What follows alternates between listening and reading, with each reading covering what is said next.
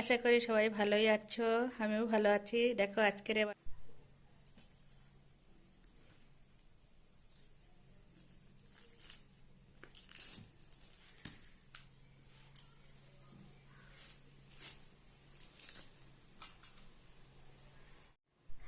তালটাকে দেখো খোসা ছাড়িয়ে নিয়েছি। ছাড়িয়ে নেওয়ার পরে এইভাবে ভালো করে হাতে করে এরকমভাবে কিন্তু নরম করে নিতে হবে, তাহলে শাঁসটা ভালো বেরিয়ে আসবে।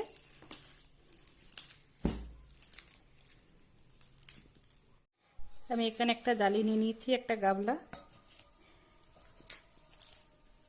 এবার এই আটিটা এইভাবে ধরবো, ধরে এইভাবে কিন্তু ঘষা দিলেই কিন্তু শাঁসটাকে বের করে নেওয়া যাবে। দেখো খুব সুন্দরভাবে কিন্তু তার শাঁসটা বেরিয়ে আসছে। এইভাবে বার করে নেবো শাঁসটাকে। এখানে আমি 1 লিটার দুধ জাল দিয়ে নিয়েছি। এখানে দিয়ে দেবো সুজি,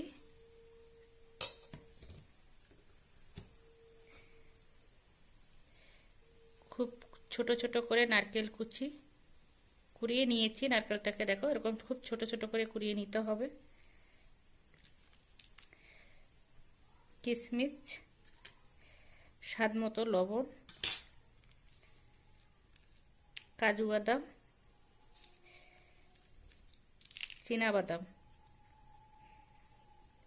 দিয়ে দেবো সাদা তেল। এখানে 3টে ডিম ভেঙে দিয়ে দেবো। এখানে দিয়ে দেবো তালের শাঁস। তালের শাঁস কিন্তু আমি জল ছাড়াই কিন্তু তালের শাঁসটা নিয়ে নিয়েছি।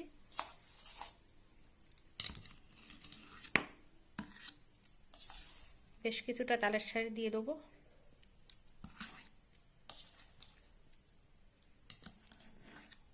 তালের শাঁসেরই কেকটা হবে, এই জন্য তালের শাঁসটা কিন্তু খুব সুন্দরভাবে দিতে হবে।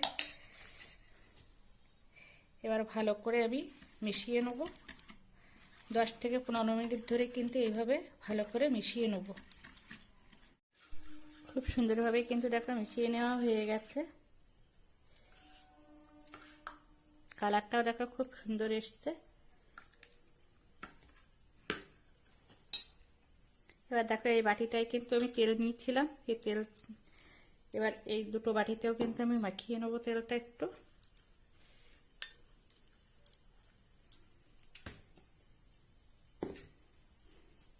এখানে আমি 3টে বাটি নিয়ে নিয়েছি। তেলটাকে এইভাবে মাখিয়ে নিচ্ছি। এবার আমি এই বাটিতে দিয়ে দেবো।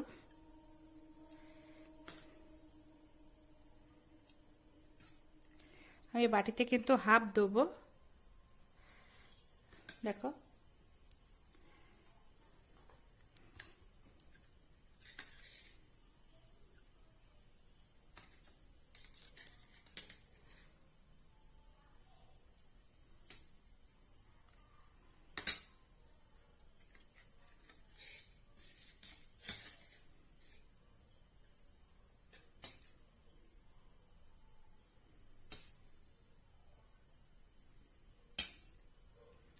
এভাবে কিন্তু সুন্দর করে দিয়ে নিতে হবে।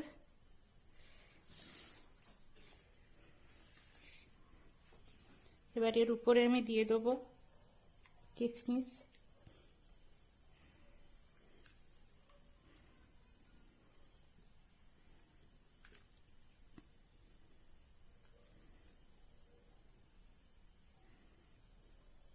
চীনা বাদাম,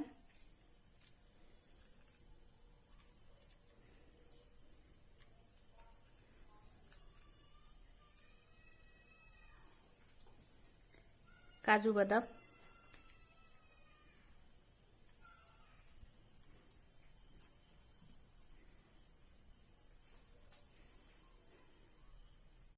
একটা কড়াই বসিয়ে দিয়েছি, দিয়ে দেবো জল।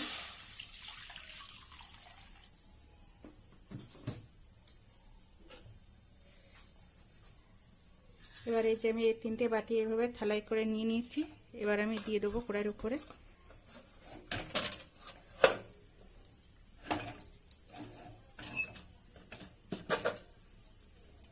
এভাবে ছেট করে দিতে হবে।